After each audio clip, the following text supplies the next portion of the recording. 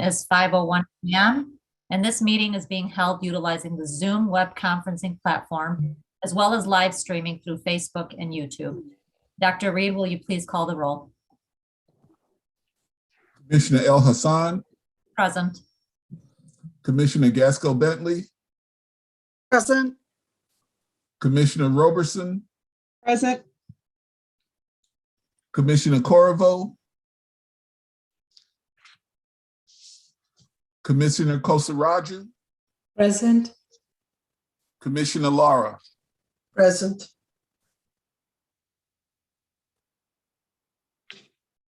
Madam Chair, we have a quorum. Thank you, Dr. Reed. The next agenda item is approval of the agenda. Is there a motion to approve or amend the agenda? So move. A motion has been made by Commissioner Lara. Is there a second? Second. We have support from Commissioner, I believe that was Gasco Bentley. Correct.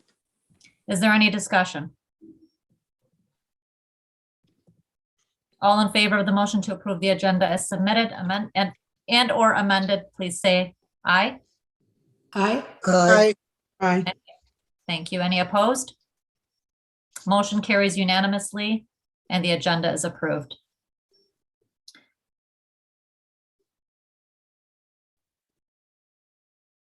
Please let the record reflect that we now have Commissioner Corriveau. Because I can only see the top of your head. I'll have this set up on you. Okay. All right. Are you all set then if I take off? Well, is my sound on? Let's see. Good evening, Commissioner Corriveau. We can hear you. So your microphone is on and it looks like its sound is going in. Can you hear me? Yes, we can. I can't hear you. Let's see. The person's controlling everything. I don't want to mess them up, but let's see. I'll try this. Is there any way to mute Commissioner Corriveau until we figure out whether he, thank you. Good evening once again, and welcome to the first meeting of 2022 of the Michigan Civil Rights Commission. Just wanted to advise everyone that we decided to proceed today virtually and continue with the protocols for virtual meeting that we had in December of 2021 in order to effectively and appropriately reduce COVID risks to the public, staff, and commissioners while still conducting the important business of the department and the commission. As many of you know, and I don't need to recite the numbers, but I will for purposes of today's meeting, the number of people hospitalized with COVID-19 in Michigan is sharply increasing as thousands of new cases of the virus are reported daily. Just today, the state reported nearly 40,000 new cases and 36 deaths over the last 3 days. With Omicron surging, it's important to have layers of mitigation for full protection while still providing various platforms for the public to engage with this body and conduct commission business. Therefore, acting in the spirit of the Open Meetings Act, that includes moving to a virtual meeting to continue the work safely and in the public's best interest. We will discuss the cadence of future commission meetings under new business this evening and plan on meeting in person for our next meeting of the commission unless otherwise instructed. As information for our new viewers and a refresher for returning viewers, I've asked our commission advisor, Dr. Jerome Reed, to give a very brief overview of the commission and its authority. Dr. Reed. The Michigan Civil Rights Commission in 1964 became the first commission in the country that was included in the state constitution. Article 5, Section 29 calls on the Michigan Civil Rights Commission to investigate alleged discrimination against any person because of race, religion, color, or national origin in the enjoyment of the civil rights guaranteed by law. The 8-member Civil Rights Commission was created by the Michigan Constitution to safeguard constitutional and legal guarantees against discrimination. The commission is charged with investigating alleged discrimination against any person because of religion, race, color, or national origin, genetic information, sex, age, marital status, height, weight, arrest record, and physical and mental disability. The Michigan Department of Civil Rights serves as the operational arm of the commission. The Michigan Department of Civil Rights was created in 1965 to carry out the work of the commission. Passage of the Elliott Larson Civil Rights Act and the Persons with Disabilities Act in 1976 further clarified the specific protections guaranteed against Michigan law, guaranteed under Michigan law. Commissioner Ellison. Thank you, Dr. Reed. I would now like to recognize significant days that have occurred or will be occurring later this month. The nation celebrated the 93rd birthday of the Reverend Dr. Martin Luther King Jr. on January 17th, and the National Day of Racial Healing on January 18th. And on January 30th, we will celebrate the life of Fred T. Korematsu, a civil rights activist who objected to the internment of Japanese Americans during World War II. He passed away on March 30th, 2005. We salute these great American heroes and acknowledge the vital and continuing need for racial healing. Moving on to the next agenda item regarding the committee's slate of officers and the meeting of the nominating committee, which occurred on November 22nd, 2021, at which point recommended appointments on the executive committee were made. The committee included myself, former Chair Stacy Clayton, and former Secretary Ira Combs. Since their terms are now expired, I will be reporting on behalf of the nominating committee. For the position of Chair, Commissioner Roberson has been nominated. For the position of Vice Chair, I have been nominated to fill that seat or continue filling that seat. And for the position of Secretary, Commissioner Lara has been nominated. Thank you to all who participated. I know they're no longer with us, but I appreciated their guidance and direction and certainly advice during our meeting in 2021. This brings us to our next agenda item, which is specifically the election of the officers. Again, the names set forth by the nominating committee for the positions of Commission Chair, Vice Chair, and Secretary respectively are Commissioner Portia Roberson, Commissioner Zina Al-Hassan, and Commissioner Gloria Lara. Is there a motion to approve the nominating committee's recommendations for Commission Chair, Vice Chair, and Secretary as just noted? Motion. A motion has been made by Commissioner Gaskell-Bentley. Is there a second? We have support from Commissioner Corriveau. I saw his hand go up. Just want to acknowledge that. Okay, we probably still don't have voice. I can second that. I can second that. Thank you, Commissioner Kozaraju. Is there any discussion? Seeing no hands or voices for that matter for discussion, will the clerk please call the roll for approval of the nominating committee's recommendations for Commission Chair, Vice Chair, and Secretary? Dr. Reed?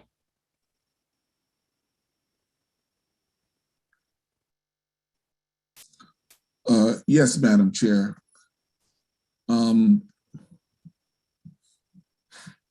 Commissioner El-Hassan. Support. Commissioner Glasgow-Bentley. Yes. Commissioner Roberson. Support. Commissioner Corriveau. Yes. Commissioner Kosarashu. Yes. Commissioner Lara. Support. The motion carries. Thank you, Dr. Reed. The motion carries unanimously and the recommendations are approved. Congratulations to my colleagues, and I look forward to serving with you on the executive committee. And also thank you to all of the commissioners for your participation today in the election of the new officers for 2022.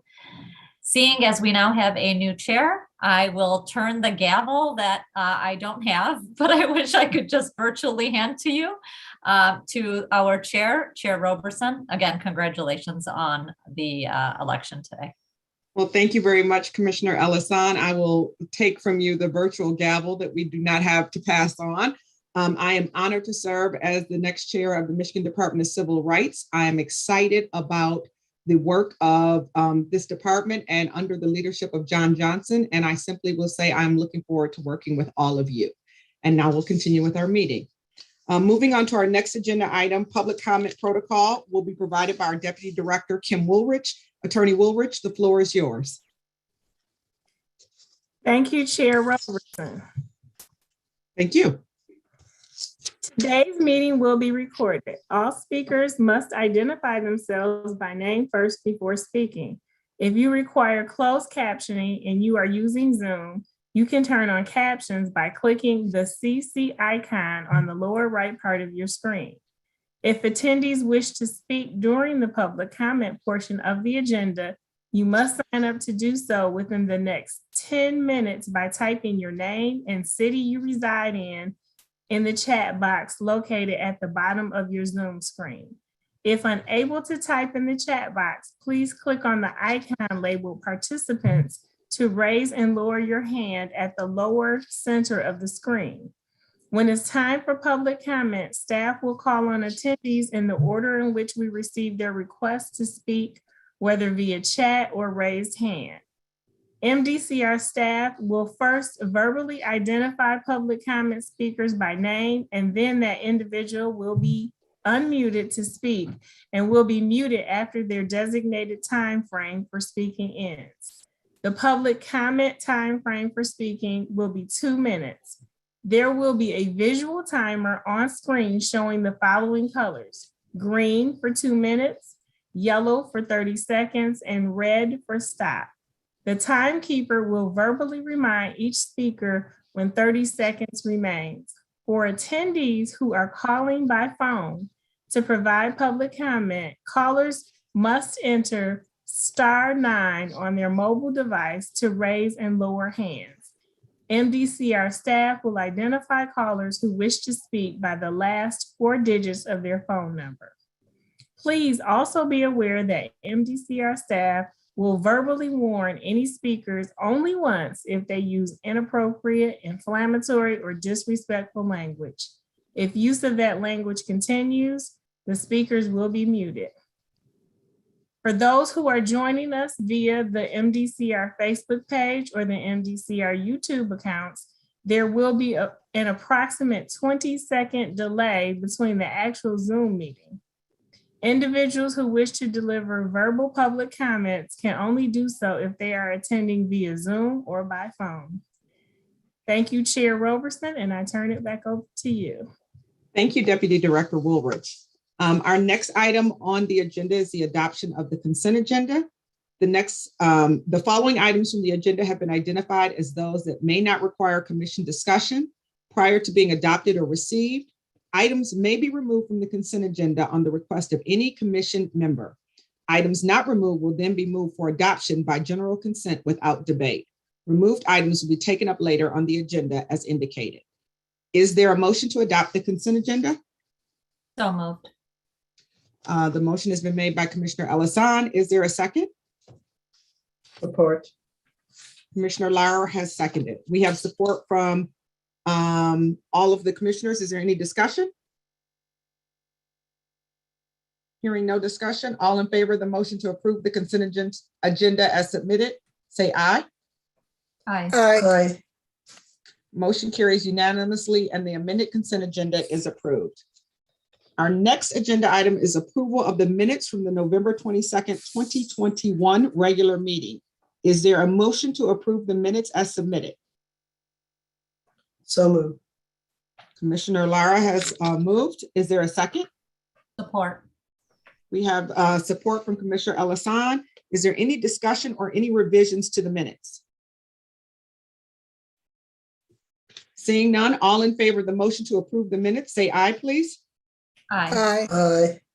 Any opposed? Motion carries unanimously and the minutes are approved. Our next agenda item is public comment.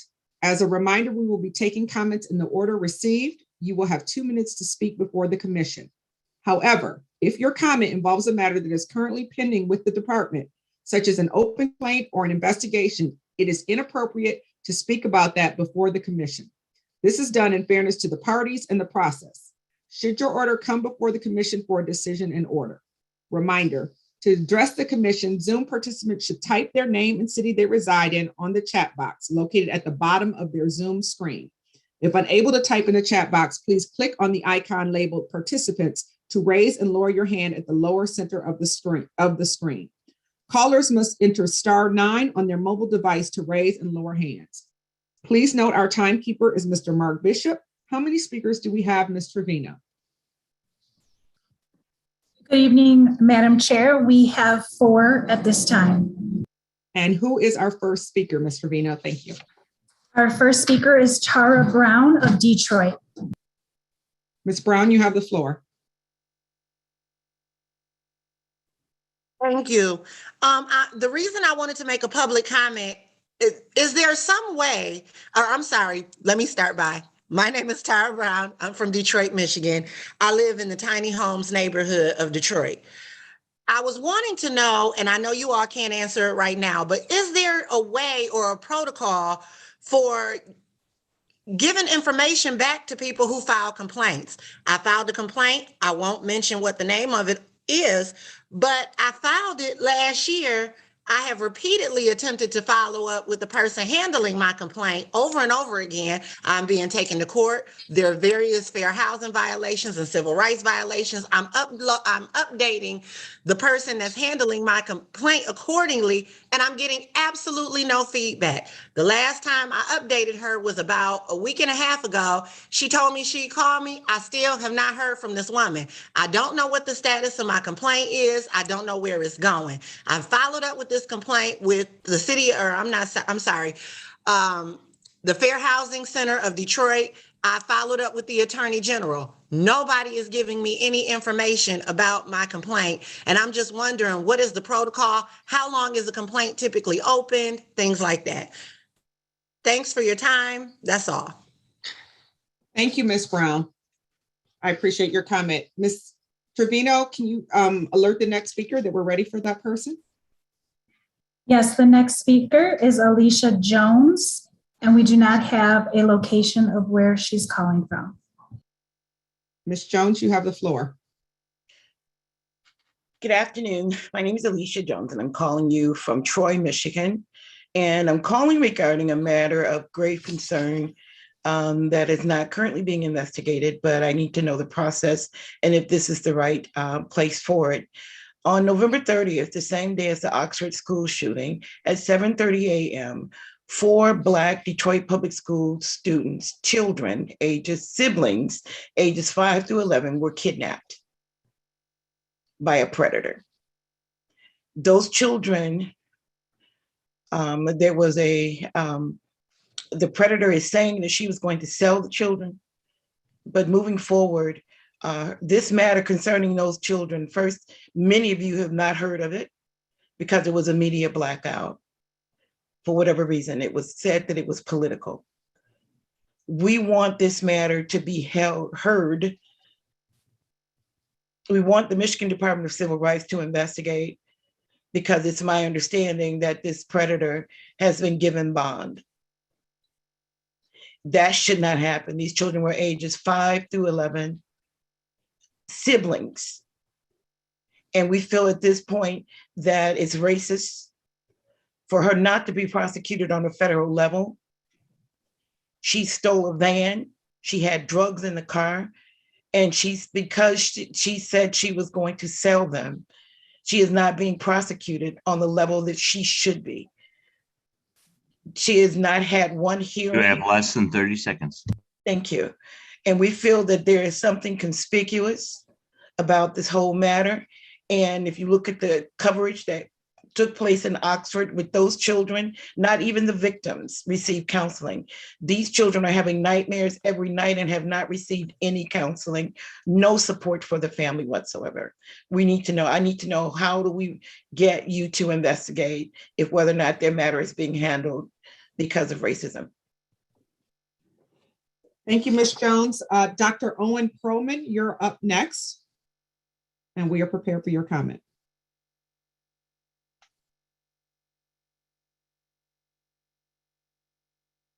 Dr. Perlman, if you're speaking, you may be on mute.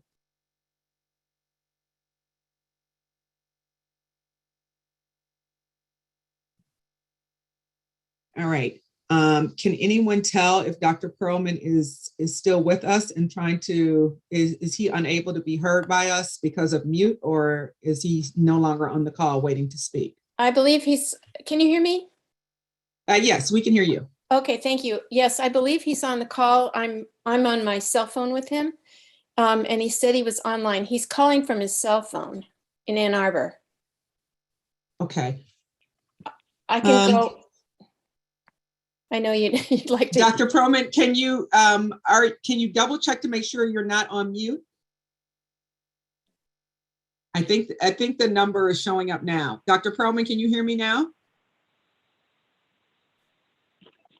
Nope, you got someone else. Oh, okay. All right, we're going to move on to Bonnie Anderson, and we will come back to Dr. Perlman before we close out public comment. So, Ms. Anderson. Bonnie Anderson.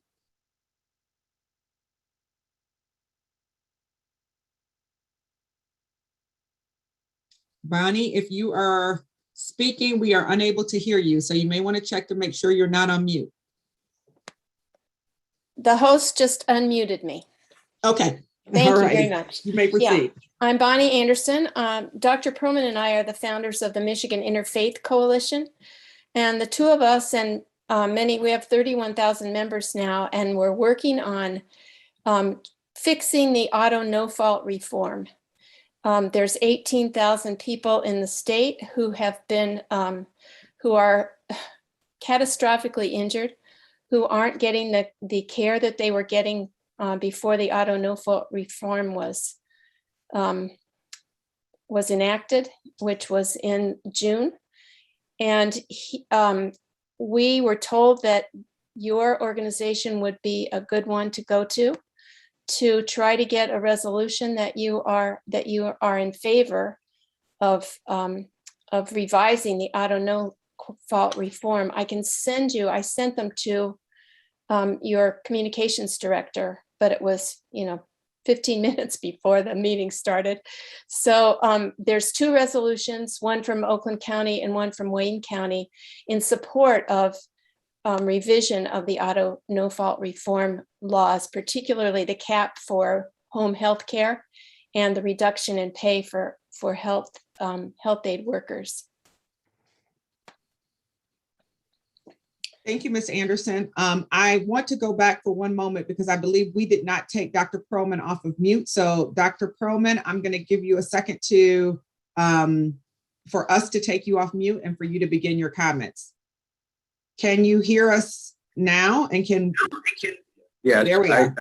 I hear you perfectly. Thank you so much. Thank you. I'm Dr. Owen Perlman from St. Joseph Mercy Hospital in Ann Arbor. I'm a physiatrist. I'm a physician who takes care of people with catastrophic injuries, primarily traumatic brain injuries and spinal cord injuries. I've been practicing for over 40 years. And my hands have been tied with the changes in the auto no-fault law in terms of the post-acute services, meaning after people leave the hospital.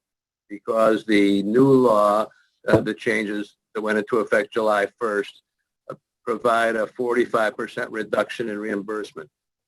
And therefore, these companies can't stay in business. As Bonnie said earlier, the new law limited families to provide only 56 hours per week of attendant care, whereas there are many people that need 24 hours a day or 168 hours per week.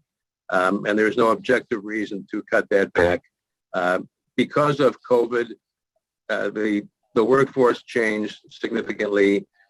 People were able to make a lot more money going back into other industries, but by losing 45% of what they were making in 2019, it's non-competitive to be able to get people hired. So Bonnie summarized the Oakland County and Wayne County resolutions. We sent those to Ms. Levengood. Bonnie sent those to Ms. Levengood. I hope that you'll have an opportunity to take a look at those and consider adopting that through the Michigan Civil Rights Commission. Both Bonnie and I remain available. You have 30 seconds. Remain available to talk with you guys at any time.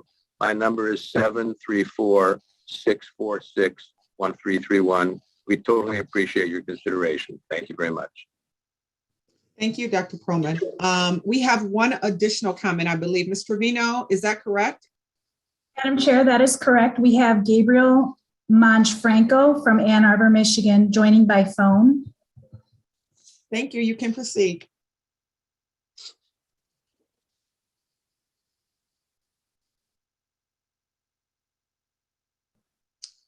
Does not appear you're on mute, but we're unable to hear you. Can you try again?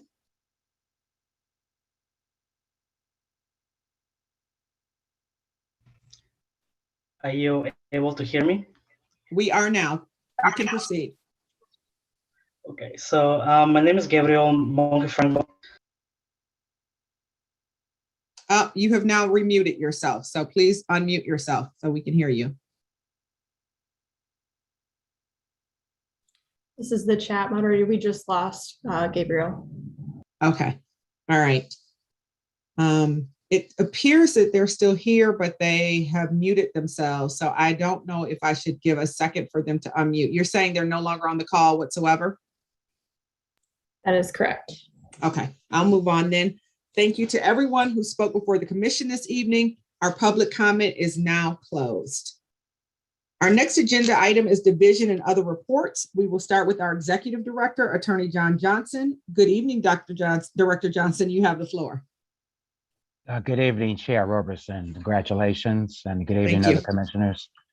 I did submit a written report, and I will read some of that to you this evening and ad lib some other parts of that, things that have happened since I did submit this report to you. Personnel, I do want to, again, indicate that we have 2 personnel still on leave. Lori Benson, Director of our operations, and Dan Levy are still out. And as a result, we still have some people working in their stead. We have promoted Gwen Moffitt. She was a community engagement liaison. She's been promoted to one of our housing unit manager. That was effective January the 2nd, 2022. And we have a new hire, that is Renee Newell. She's been hired as the new manager of our intake unit. Renee was employed by the department for almost 13 years as a civil rights investigator. She left to serve with the Wayne County Sheriff's Office and in the private sector, and she returns to us again this month. We're very pleased to have her. She'll head up our new housing unit. And I'll talk a little bit more about that and when I talk about the budget in a few minutes. And that is the next item. I do want to indicate that we've had Ann Holmes serving as our interim budget director for a few months. She's been absolutely fantastic, helping us to organize our proposal for change, which was submitted to the governors, to the state budget office, and to the governor, and also just helping us get a solid hold on our finances, our expenditures, and our revenue. I do want to report that the fiscal year 2021 budget has been completed. We did end up the year with a $415,000 lapse, which means that $415,000 went back to the general fund. That's mainly because most of our budget is for personnel costs, and that's because some personnel weren't hired. And as a result, because they weren't, then that money stayed within the general fund by the time they were hired. That among some other items, some technical items, it resulted in a lapse of $415,000 that went back.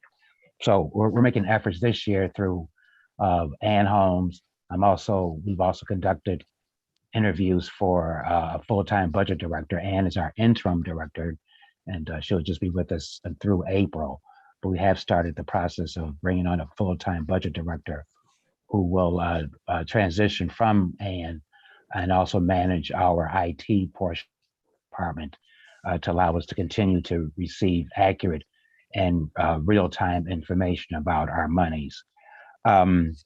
So we can avoid a lapse for fiscal year 22. Speaking of that though, when we will have a first quarter meeting with DTMB in a day or two to look at where we are for fiscal year 22. And we don't anticipate a deficit necessarily, because we think there'll be some changes in staff along during the fiscal year that will allow us to avoid that. But just in case, we are looking at bringing on some people in what we call a limited term basis. In other words, bringing them on knowing and being told that your term of employment will be limited because we're actually not sure. We want to make sure that we have the monies on hand in order to continue your employment. So investigators that we posted for, people we'll be hiring, will be brought in with that contingency, that they'll be limited term. So in that front, somewhat good news, I referenced a few minutes ago about a proposal for change. I mentioned that to you earlier, and that we took a look at our finances, took a look at our backlog, which I reported to you, still hovers around in the 2,500 case low range in terms of the backlog. So we did submit a proposal for change that asks for some more money to deal with that backlog. And it calls for some for limited term employees over 2 year for a 2 year term at the cost of about $3.1 million, and also enhancement to our information system, about $330,000, and then money to replace $300,000, which we're losing from DTMB. We have an interdepartmental grant that's expiring with them. Pleased to say that the budget department reports that our proposal for change has been received and positively received by the governor's office, and we do expect that there'll be a recommendation in her budget that we receive those monies that I just described. So that's the first step in the process. Of course, the next then is convincing our legislature to go along with what the governor has recommended. We have, though, in terms of this year's budget, though going back to fiscal year 22, we have determined that we are behind on producing for both our HUD and our EEOC, that's our federal contracts. So as a result, we're going to be transferring some people over in order to handle our HUD matters. I did make note of the complaint that came in during the public comment, which is a HUD matter of a fair housing matter. So I've made note of that call that was made. We'll follow up on that. But that reflects some of the backlog that we have in our department, including our housing representation. So in order to deal with that, we're moving some people over, as I mentioned, bringing some people in on a limited term in order to try to cure that backlog, and also looking at contractors. We're reaching out to our fair housing partners across the state to see if there are any retired housing investigators we can bring in on a contractual basis. Same thing with retired employment investigators, to bring those also in on a contractual basis, again, to continue to help us with the backlog that we have. In terms of internal activities, we continue to have, I've finished on my one-on-ones with the staff. I've learned quite a bit, and we've used that to plan accordingly. I've convened a second kitchen table talk. We've spent 2 sessions speaking very intimately about our budget, so the staff can fully understand our appropriations, our situation, how we intend in order to try to maximize our revenue through some of the boilerplate language that allows us to bring in extra money through private donations and grants and things of that nature. So we spent a lot of time making sure that the staff understands that process, understands their role in enhancing our revenue situation. I've mentioned enforcement already. We bring in new cases at a rate of about 500 per month with less than 30 investigators and then an intake staff. That gives you an idea of the overwhelming number of cases that are being handled by our enforcement team. Now, not all 500 turn into real cases. That's 500 contacts. 500 people contacting our staff. Some do not turn into intakes, but about maybe at least 20% of those do. So those are new cases coming into our enforcement division on top of the backlog that we have. So I want to compliment our entire team, including our enforcement team, for the activity that they're constantly engaged in trying to address this backlog of cases. It's causing extra work for everyone. I mentioned earlier that a lot of our staff chipped in, hands on deck, to resolve our backlog during the summer. We may have to do that again, and some staff have already volunteered to assist us in that effort. Community engagement, we're planning a civil rights summit for around mid-June. I think all of you have received notice of that. We intend to have, we've sent out notices to a number of organizations to form a planning committee. Our first meeting of that planning committee will be held on February the 2nd. And then we'll use that as a starting point in order to plan to get together with our strategic partners around the state to reintroduce ourselves, and then to plan to look at priorities, to plan agenda, and then to just start a network for some collaboration in the future for a number of projects that I have in mind. I'm sure that others will, once we sit at the table and start to examine our common interest and priorities. So we're excited about that. Again, that'll be sometime in mid-June. You'll hear later from Dr. Reed about our involvement in redistricting. He'll bring you up to date on that. And I'm pleased to report this was not included in my partnership with the Attorney General's office. We'll be engaged in a town hall next Monday, the 31st at 6 o'clock, aimed at parents and students in the Bloomfield Hills district. That's been the scene lately of student protest regarding racial relations at that school. So we're teaming with Attorney General's office in order to do a this is your rights and this is the services that are offered. We expect that to generate some complaints to the department. So we've talked to the Attorney General's office, who've agreed to help us in that regard. So we're pleased with our partnership. Finally, I'll be taping a segment Wednesday for American Black Journal with Stephen Henderson to discuss the recent Michigan State Police, Michigan State University study on traffic stops and the data that shows that African American motorists are quote unquote significantly more likely to get involved in a traffic stop than expected based on their representation in the population. And that's among other findings. So I will keep you advised of when that will be shown. I believe that's on channel 56. Madam Chair, I believe that ends my report. Thank you, Director Johnson, for your report. Commissioners, are there any questions? All right, seeing none, we'll move forward. The next agenda item is legislative report from my apologies, from Dr. Jerome Reed. Good evening, Dr. Reed, you have the floor. Good evening, Madam Chair. We are pleased to report that we have had some success in our discussions. I'm looking for the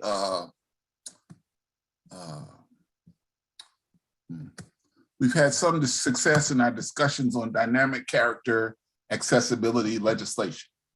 That's House Bill 4075 and 4076. We expect them to move out of the Health Policy and Human Services Committee in the Senate very soon. They're very important to the commission and to the department because this legislation would require the commission and the department to enforce new signs, new accessibility signs in parking spaces, restrooms, seatings of places in public accommodations all over the state. And we have no data that shows the new signs are more effective or not. We also believe that this bill, if it's passed in the form it's in, would need almost hundreds of new employees in 83 counties. We estimate it might cost over $25 million. So it's something that we're in discussion with with the chair of the Senate Health Policy and Human Services Committee and some other key legislators to amend the bills so that they would be more workable and they would really meet the needs of the disability community and not just be something that was passed with no funding and be an unfunded mandate that couldn't be implemented. The other area that I wanted to report on this evening is the redistricting activity of the department. In following up the November 21st resolution of the commission, the department filed an analysis of 15 proposed congressional House of Representative and state Senate maps and questioned whether there was minority vote dilution. The three maps that were finally adopted, Hickory, Linden, and Chestnut, all had some problems in terms of their compliance with voting rights. And former Michigan Civil Rights Commissioner Nabi H. Ayad has filed a lawsuit against the Michigan Independent Citizens Redistricting Commission in the Michigan Supreme Court on January 5th, based on Voting Rights Act violations, and the Michigan Department of Civil Rights analysis is Exhibit A. Oral argument will be heard in the Supreme Court on Wednesday, January the 26th. The maps have deficiencies that we have been hoping to address with the commission and with the redistricting commission. And they have basically come up with maps that will reduce the percentage of majority minority districts. They've done that for the congressional map, where today there are 2 majority minority districts. They would reduce that to 0, I'm sorry. And for the state Senate maps, where today there are 4 predominantly Black state Senate districts, they would all be eliminated in the new map, the Linden map adopted by the Redistricting Commission. And in terms of the House of Representatives, the Hickory map, today there are 12 state House districts that are majority Black, and Hickory would cut the number of majority Black districts in half to 6. We take exception to that, and there's a variety of different views on that. Some are saying that,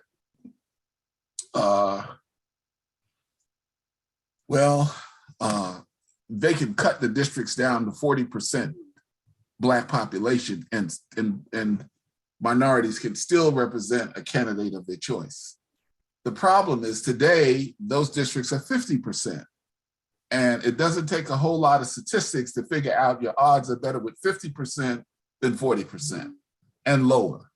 So this is the essence of the challenge that's been made and filed by the Detroit Black Caucus, members of the Detroit Black Caucus. And this vote dilution is something that is prohibited by the U.S. Supreme Court decision, Thornburg v. Gingles, unanimous decision in 1986. And what we're looking at is just total dilution. So if I could have the slides up, it might help illustrate this a little. I have been trying to discuss it as clearly as I could. If we could go to slide 4, please.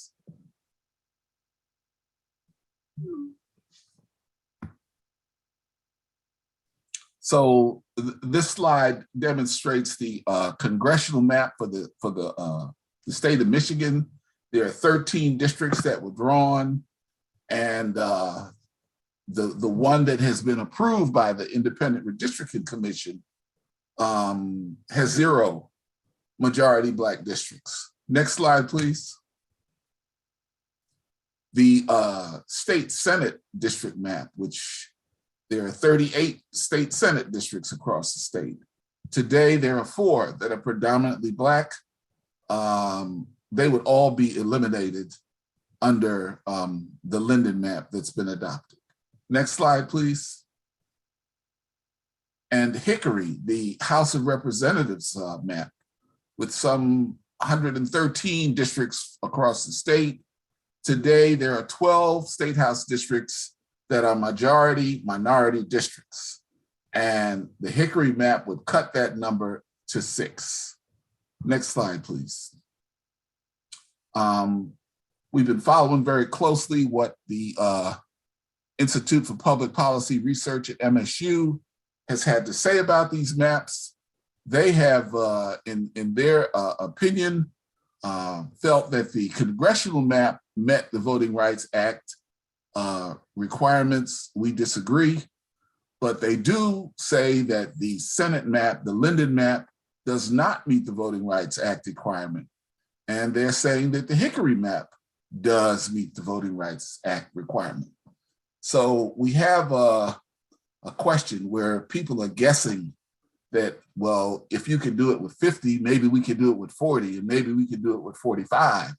And the bottom line is they want to speculate or gamble on voting rights for majority minority communities. And that is inappropriate. Next slide, please. The map for the state Senate is the probably the one that sticks out the worst. We agree with MSU's IPSR program that this one just cuts Detroit into 8 districts that are suburban districts. It takes predominantly Black districts in Detroit and cuts them into 8 other districts in the surrounding suburbs. This community of interest is not represented at all on this map. Both of the Detroit commissioners on the Independent Citizens Redistricting Commission voted against this map. Next slide, please. And finally, in addition to the lawsuit filed by members of the Detroit caucus, there was a separate lawsuit filed on January 20th in the Western District of Michigan, U.S. District Court by Representative Bo LaFave. And the claim there is that the MICR maps violate the one person, one vote doctrine in Article 1, Section 2 of the Constitution and the 14th Amendment, which is inconsistent with partisan fairness. This is beyond the scope of the analysis that the Michigan Department of Civil Rights has done, but I want the commission to be aware that there are now 2 controversies, one in federal court and one in the Michigan Supreme Court.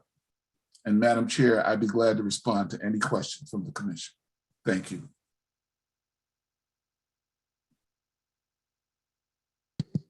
Making sure I'm off mute. Thank you, Dr. Reed. Are there any questions from any of the commissioners?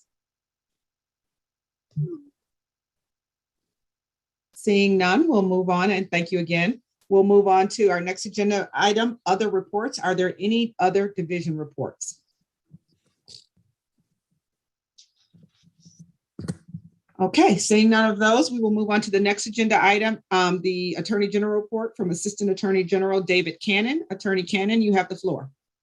Thank you, Chair Roberson. My pleasure this evening to be here with you and distinguished commissioners. Thank you.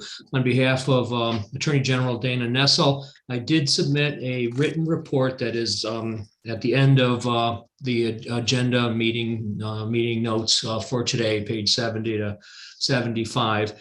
And I won't go over all of that here verbally, but I'll just mention the 2 cases that are of greatest interest at this time. The Rauch World case and the Romig versus Boulder Bluff condominiums case, those 2, both in the Michigan Supreme Court. As to the Rauch World, the commission is aware that the briefs are in on that. The ACLU was granted time, independent of the time allotted to the commission to make our oral argument, for the Attorney General to make oral argument on behalf of the commission. The ACLU was allotted time that would probably be 5 or 10 minutes, I'm not sure, a very limited amount of time, but they'll be coming in and they'll be advocating for our position. So that'll be fine. The Attorney General herself, Dana Nessel, will make the argument on behalf of the commission's position. So that will be argued by our Michigan Attorney General. And that argument is now set for March 2nd. On the Romig versus Boulder Bluff condominiums case, of course, we're amicus on that one. And so we're coming in and asking for some time for oral argument, and we have to get that time first. That brief is with Executive Director Johnson, who is looking at that because we have finished drafting that brief, but we want to do that in unison with the position of the Department of Civil Rights and the Civil Rights Commission for any suggestions that might be present there. So we'll get that accomplished. We'll have to do that shortly because it was just sent over today, and we need to file it by the 26th. So we'll have to do that quickly, but we'll accomplish that. And then that too, we're going to seek oral argument time, although that's not a guarantee since we're coming in as amicus on that.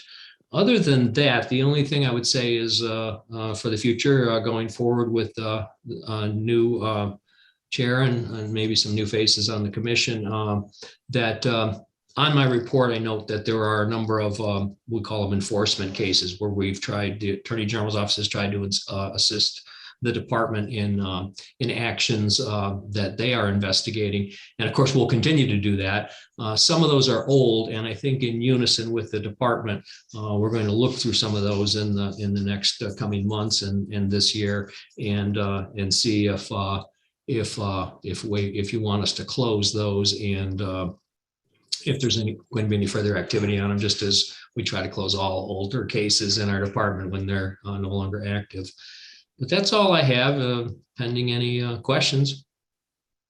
Thank you, Attorney Cannon, for your report. Commissioners, are there any questions? Commissioner Lara? Yes, not for Attorney Cannon, but going back to Dr. Reed's report, I noticed that in the information that was sent to the commissioners before the meeting, not all of the slides that Dr. Reed just showed is in our package. And I'd respectfully request that we receive the entire presentation that he shared with us just now. Thank you, Commissioner Lara. Can we make sure of that, Dr. Reed? Yes, to the commission through the chair.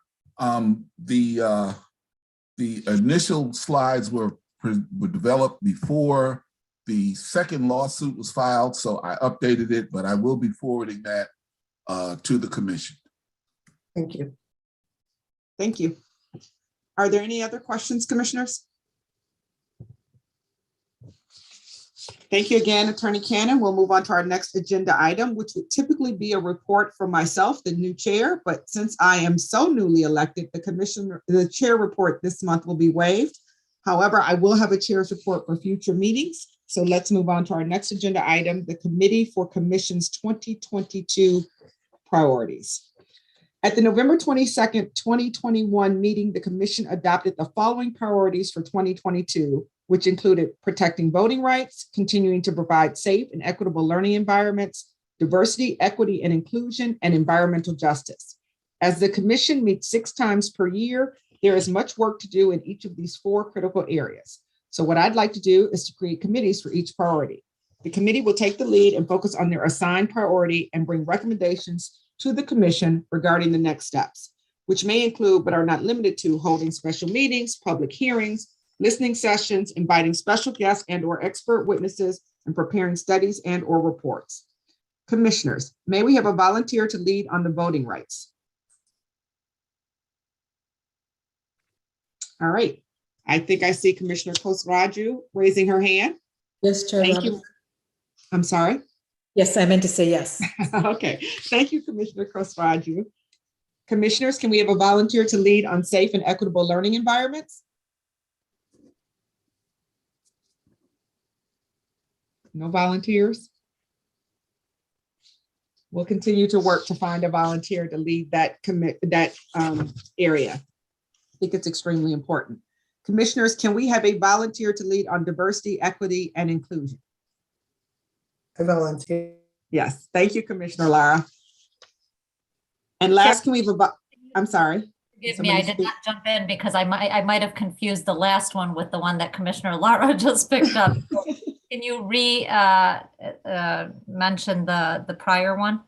To lead on safe and equitable learning environments. I'm happy to do that. Okay, so Commissioner Elasan will lead that. And lastly, can we have a volunteer to lead on environmental justice?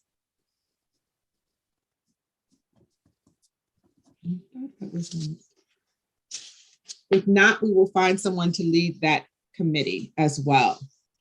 Thank you to all of the commissioners who stepped up to lead these committees. I think that this effort will be extremely important, and these are critical priorities. So it's to move this along, I think, is an important movement. Now let's move on to the next order of business, the formation of a Human Resources Committee for the Director's Performance Evaluation. And I have spoken to the commissioners about this prior. Director Johnson has served as Executive Director since June 2nd, 2021. So he's been with us for almost 8 months. His 1-year anniversary date is in 4 months, and the commission should evaluate his performance at that time. I recommend that we appoint a Human Resource Committee to provide guidance in evaluating Director Johnson's job performance. Commissioners, can we have 2 volunteers to serve on this committee? And I somewhat have someone in mind, but yes, Commissioner Lara would be one. Yes. And do we have a second commissioner that would be willing to volunteer to serve on that committee?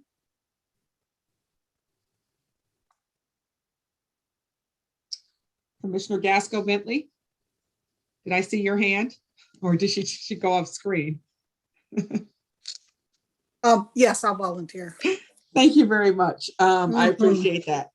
We'll look forward to hearing a report at the next meeting regarding the director's performance evaluation. I'd like to remind the commissioners and certainly the viewing public that personnel matters are discussed in closed session. So thank you for that. Our next agenda item is the approval of our 2020-2021 biannual report. Commissioners should have received an electronic copy of the draft 2020-2021 biannual report in advance of this meeting.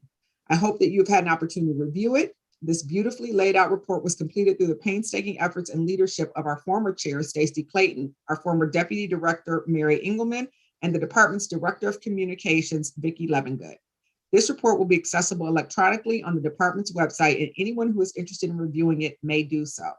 Commissioners, having had an opportunity to review, does anyone have any questions or comments regarding the report?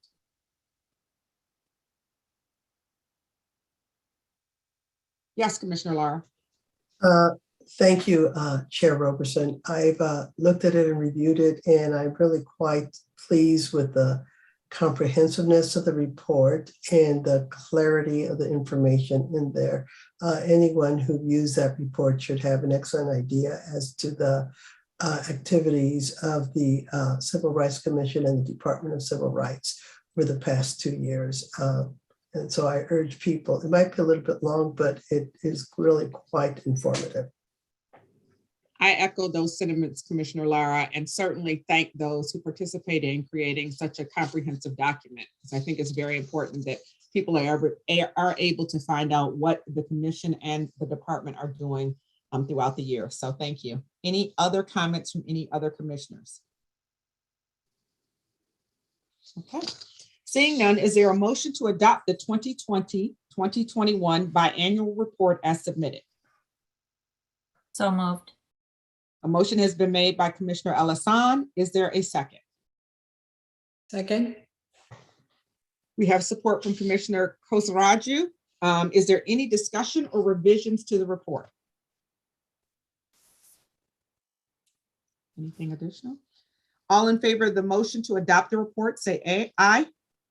Aye. Aye. Any opposed? Hearing none, motion carries unanimously, and the 2020-2021 biannual report is approved. New business. The next agenda item is new business. We expected to be able to select a date for our instructional retreat, but seeing though we have 2 new commissioners that have not yet been appointed, I recommend that we table this item until the next meeting so that our newly appointed commissioners will have an opportunity to participate in this vote.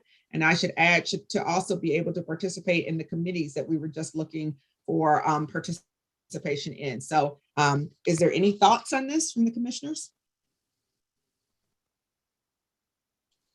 All right, so I will table, let's see. I will table that item until the next meeting. Any opposition to that? I didn't see any discussion on that.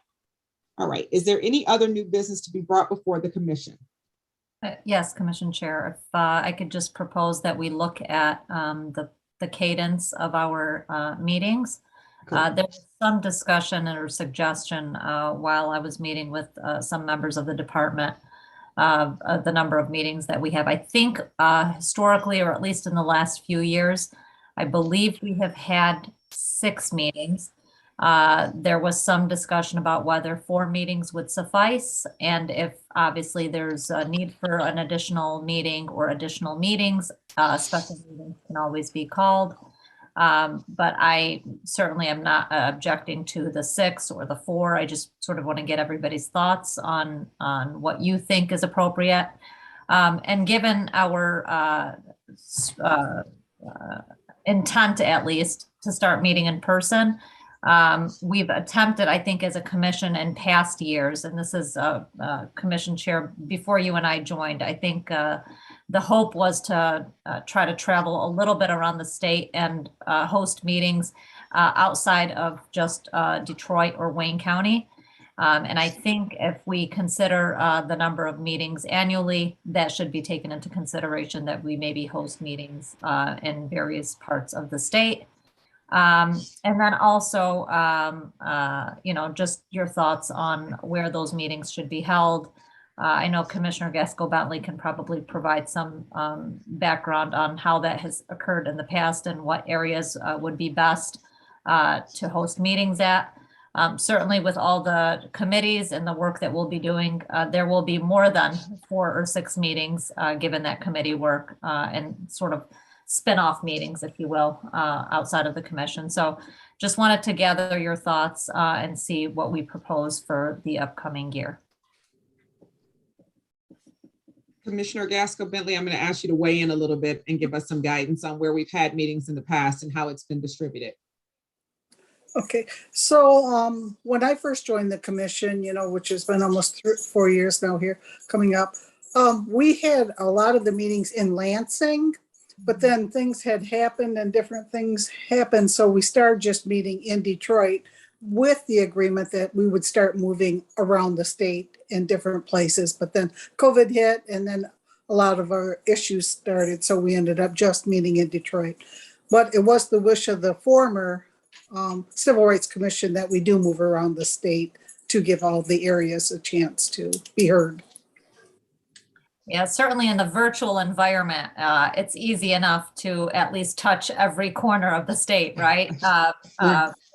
Like I said, once we go back to meeting in person, it makes it a little bit more difficult. Even you, Commissioner Gaskell-Bentley, I know it's quite a drive for you to get to a Detroit meeting. And so I'm happy to accommodate somewhere near you and host a meeting there.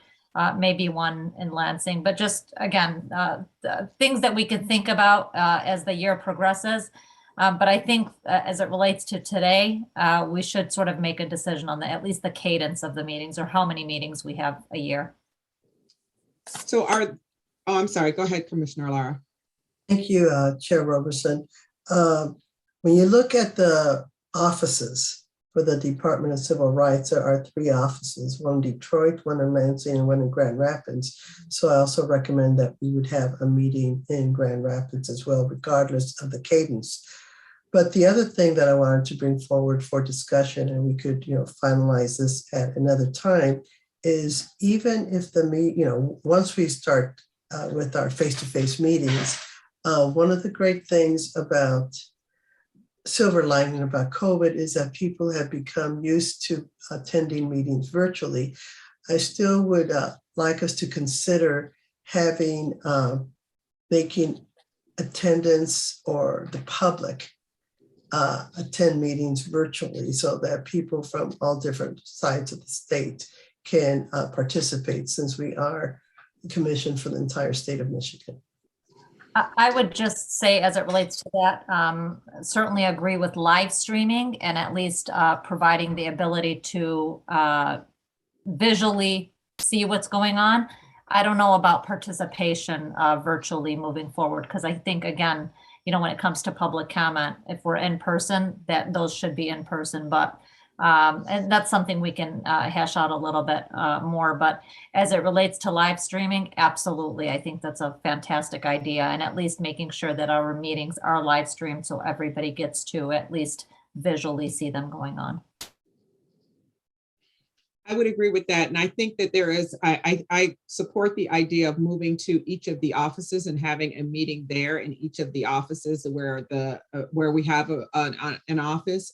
Perhaps we could do 2 in Detroit the first year and the other 2 in Grand Rapids and Lansing. And then the second year switch off and have 2 in Lansing and 1 in Detroit and 1 in Grand Rapids and so forth.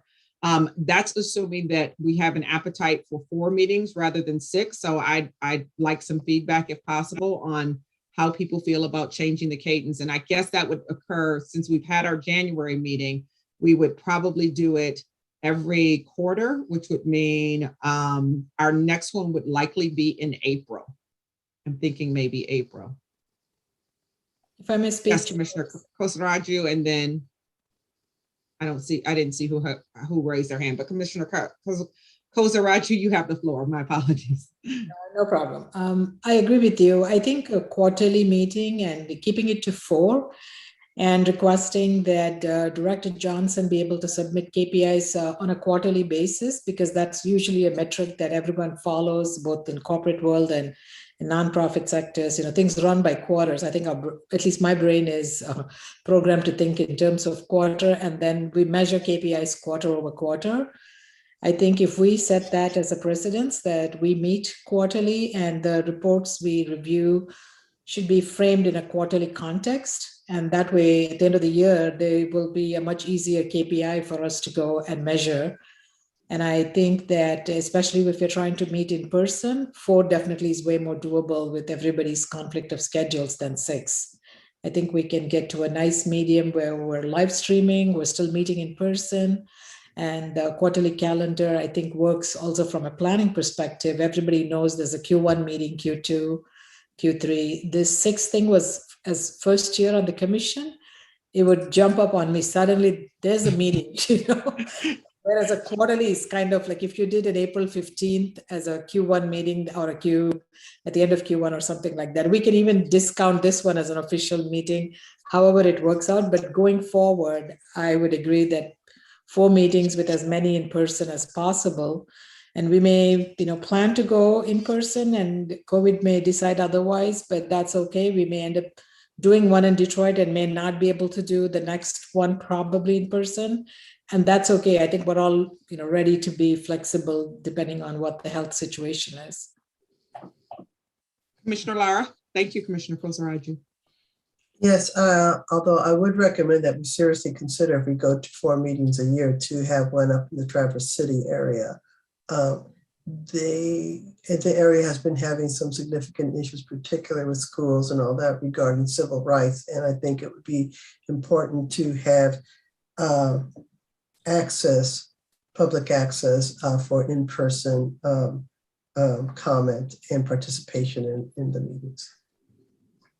And that would certainly give us the 4 locations for the 4 meetings. So I think it might be important to just include Traverse City as one of our regular scheduled meetings, so that we each year are going to at least be there and have people have the opportunity, particularly if and I think we should research whether or not public comment would be allowed, even if we are in a different place, that public comment would be allowed virtually. But assuming that it is not, it would give the Traverse City community and the surrounding communities an opportunity to participate in meetings as well.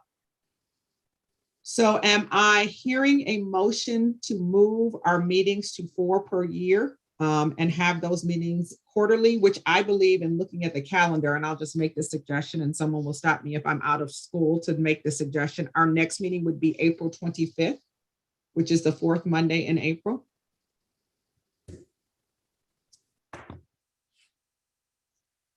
Well, I have a comment. Yes, I'd like to be able to have an opportunity to check our calendars. Okay. So before we actually set the date, to first of all determine whether or not we're going to have 4 meetings, and then send out the dates that would be. Those will take place. Okay. Yes. So I guess let me withdraw that motion and ask, or I was asking for a motion, so I don't need to withdraw it, but is there a motion for moving our cadence of meetings to 4 meetings per year? So moved. Commissioner Alassane has moved. Is there support? Support. Commissioner Kosaraju has supported. Is there any additional discussion? All those in favor, say aye. Aye. Aye. Any opposition? All right, hearing none of those, I want to, we will now move our meetings to 4 per year. And we will allow Commissioner Lara the opportunity to determine the correct dates for those meetings after looking at the calendar and perhaps where our location will be for our next meeting and how that cadence will go as well. Is that okay, Commissioner Lara? Yes, thank you. Thank you. All right, is there any other new business? Hearing none, our next item is the commissioner closing comments. My fellow commissioners, does anyone wish to make a closing comment?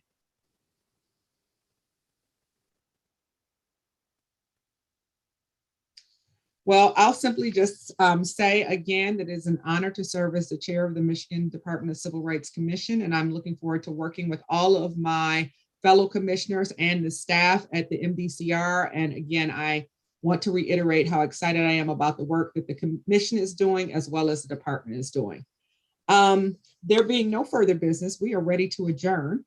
Our next meeting, we're not sure of what the scheduled date will be. We will make that announcement shortly after we've had an opportunity to review the calendar. Is there a motion to adjourn this meeting?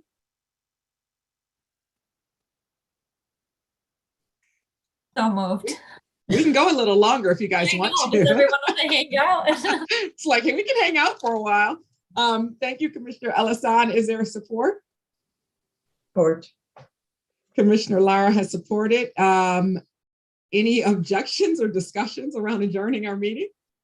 If there are none, then we will make sure that we send out our meeting notices ahead of time so everybody will have the proper time to prepare. And with that, the motion carries unanimously, and this meeting of the Michigan Civil Rights Commission is adjourned. The time is 6:13 p.m. And thank you, everyone, and have a good evening. Thank you, Thank Chair you. Robertson. Thank you. Bye-bye. Congratulations Bye-bye, again. everyone. Thank you. Congratulations. Thank you.